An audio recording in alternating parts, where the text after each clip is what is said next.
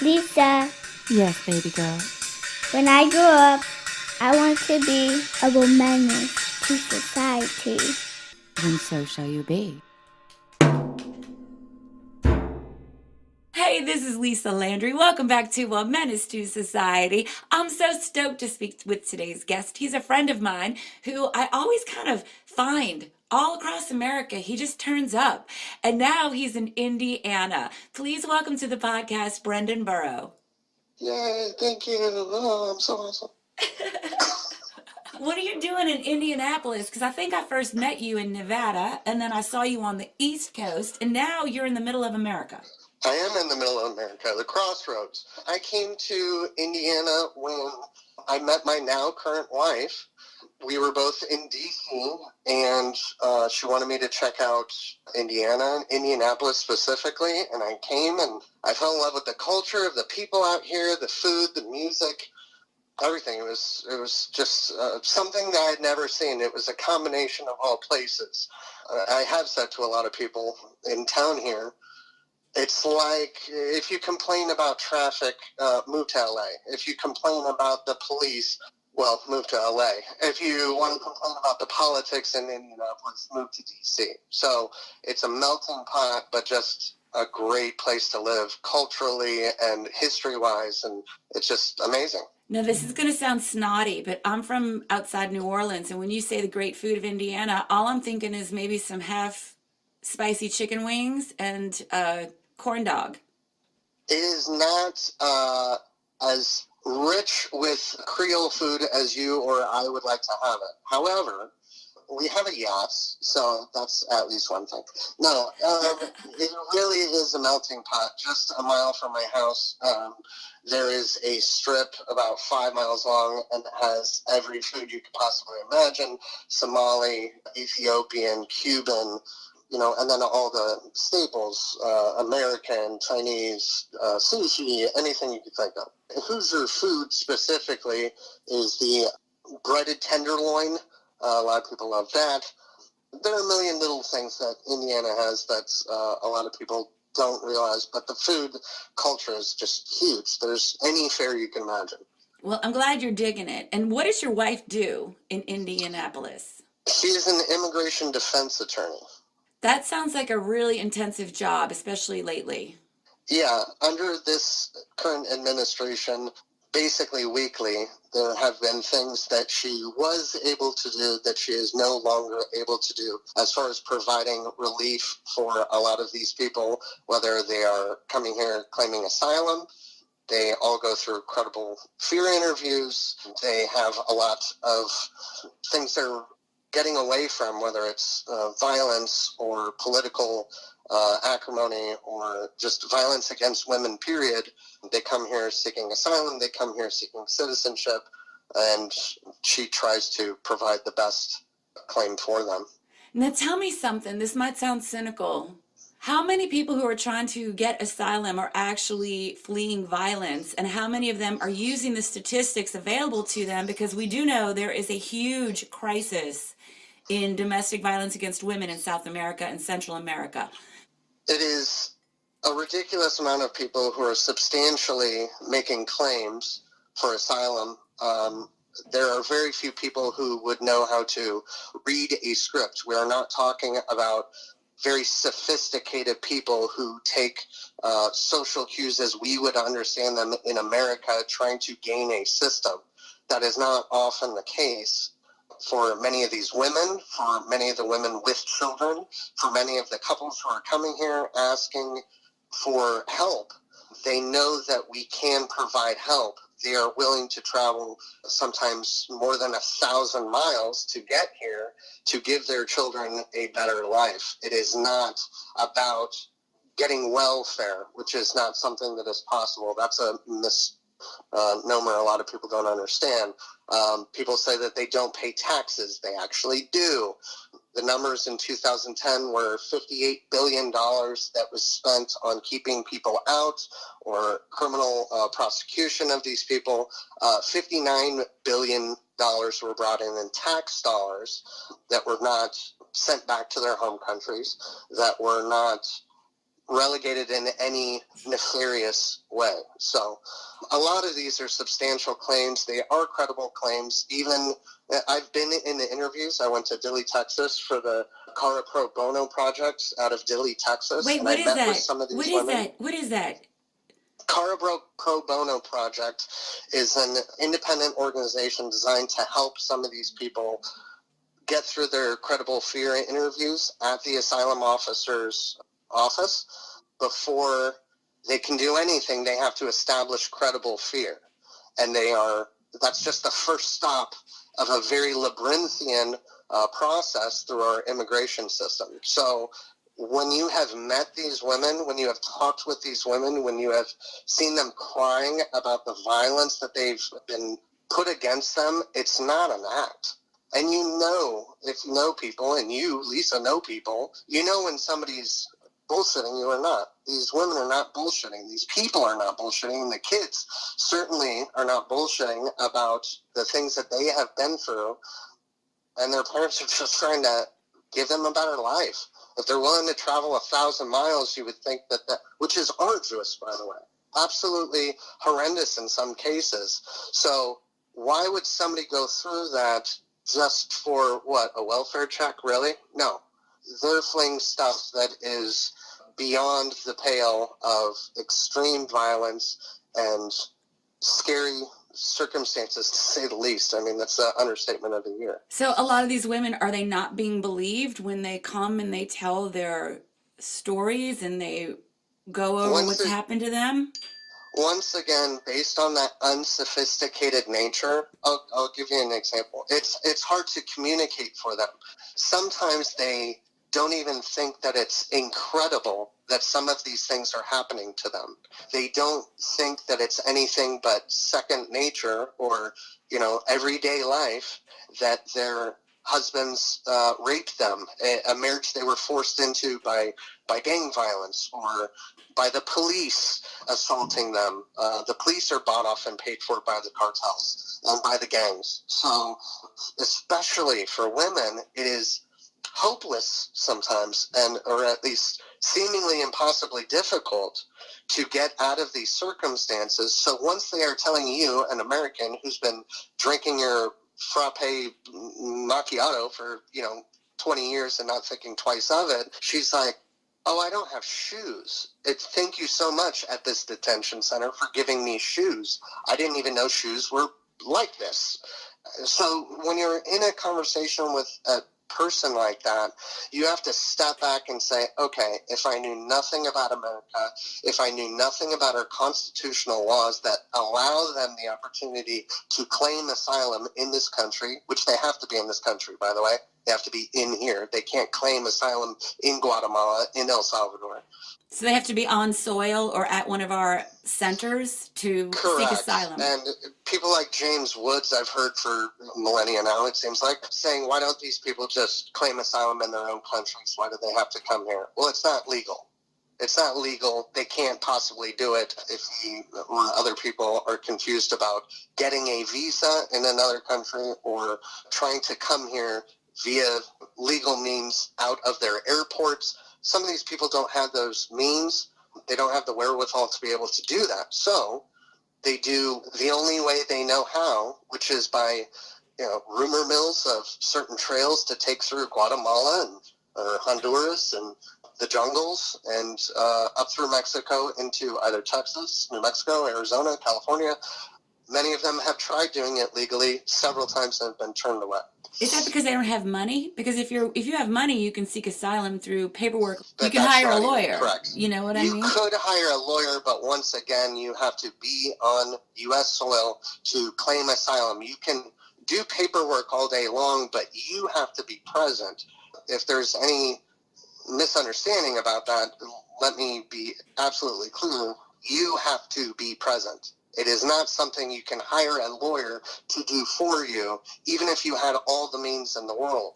My wife has clients from China, Europe, all over the world, and they have to be physically present if they were to claim asylum for specific reasons. But there are other people who try and get their visa. They can do that through paperwork in their home country. They cannot claim asylum in the U.S. in absentia. I didn't know that. I thought you could just, get someone to do your paperwork if you had a lot of money, because that seems like how everything else runs. It is so funny how I get into conversations on Twitter or my wife on Facebook or even in person, I assure you, where I tell these people, listen, I know you mean well and that you're passionate, and I honestly appreciate that and I respect that. You are woefully unprepared to have this conversation because you do not know the facts. You do not know the facts about immigration law. You do not know the stats that are a part of all of this. And I will be the first one to say that before I met my wife, I was just as ignorant. And it is not even a criticism. It is just a fact. I would never blame anyone for not knowing it. I would just warn them if they want to get in a conversation that is, meaningful and productive. We can have opinions all day. Throw on any news channel, whether it's MSNBC, Fox, CNN, anything, BBC, I don't care what it is. If you are not prepared to back up certain statements you have with statistics or facts, then we are not playing in the same reality. How often does your wife get to approve asylum for people who are fleeing religious persecution or gender violence or domestic violence? I would say that 90% of the time, if not more, her claimants are approved for asylum because it is based on those, a lot of these women are indigenous. I keep saying women, but it's people. A lot of these people are indigenous. They have persecution in their past because of that, because they are women, because of their religion, because of them being LGBTQ, whatever the thing is, 9 times out of 10, they're coming to her with a valid claim for asylum. That does make me feel encouraged, because I'm of the mindset, if you are trying to get into America because you're going to be killed for being Christian in the Middle East, you're going to be stoned for being a woman in Sharia country, Yes. or you're gay in Africa, Yep. yeah, we should have a green light for you. But I was wondering if that is being affected, because I know that there is this focus on the southern border right now. I was wondering if other people who are seeking asylum from other venues are being turned away. Many people are being turned away, period. At the border, a lot of these agents, all they care about is stopping the flow of people, the massive amount of people who want to claim asylum. They don't care how they do it. They are getting orders from higher ups to bottleneck as much as they can. In 2000, instead of taking 140 people in a given day for at one port of entry, let's say San Diego, instead of taking that many, they'll take 14 or they'll take 7 in a day. And that is slowing the process down to a crawl. Now, there is a huge backlog, and they have, one could argue they have good reason to do that, but they are not being consistent in any meaningful way. They don't have a plan prepared for a lot of the people who are on the other side of the border. When people talk about this being a humanitarian crisis, it's because it's a human rights violation to see something terrible happening to somebody and not doing anything about it.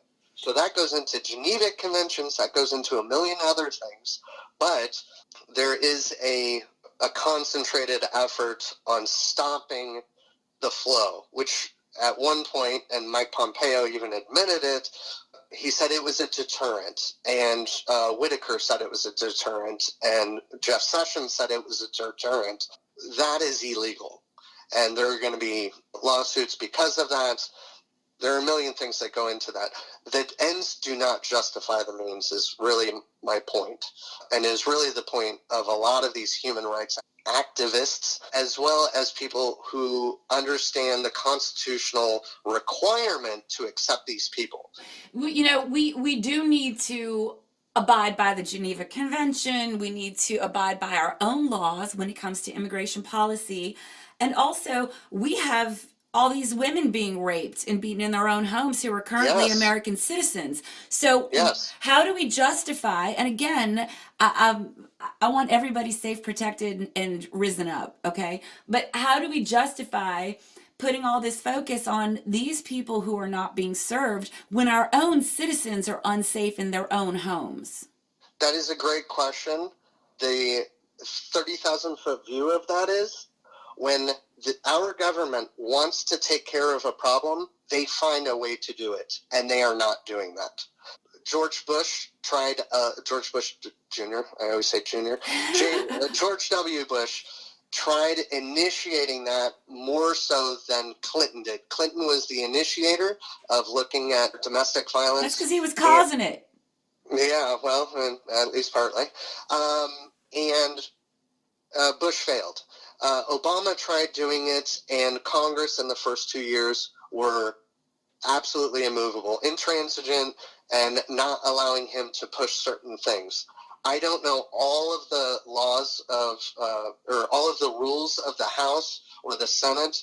What I do know is that there was another bottlenecking that occurred then to prevent certain social actions from being put into law, from being addressed. The 30,000 foot view is if this Congress or any Congress coming forward wants to address domestic violence, they have the means and definitely have the resources to do that. When you put $800 billion into the military that was completely unnecessary, they could have used that money for exactly what you're talking about. So when people say it has to be either this or that,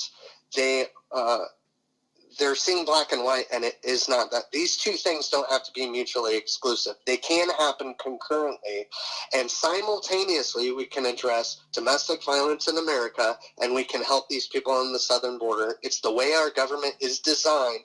It's why we have so many different departments, whether it's for the interior or defense or anything else. We are doing a multitude of things at all times, and we have the capacity to do it. It is on our senators and our representatives to make it happen, and for our president to be behind it. And thus far, the impetus has not built up in any sort of significant strength. Brendan, tell me, when your lady comes home at the end of her day and she gets to kiss her sweet husband, what does she say is one good thing that happened on average at work? Like, what do you keep hearing when she comes home and you're rubbing her feet? I know, that's funny, I just did that today. I would say the biggest thing is that she will come home and she'll say, do you remember this client that I was telling you about from India? Or do you remember how I told you this adorable little couple who have been here for 50 years? They've been married since they were 19 years old. They finally got their green card, or they finally got their naturalization papers. Like, this is why I do it, because these people deserve it. The children that she has met, and you have to remember, a lot of these things are, sometimes years or even decades in the process. We have very close friends of ours who the husband just got his naturalization records, paperwork, all that. He can become a U.S. citizen, naturalized U.S. citizen. He's about to get married to this woman that we have known for years and years, but they have been together for more than 20 years. They have 5 kids together. They're all good people. They all work hard. The kids are brilliant and adorable and sweet, and they contribute to society.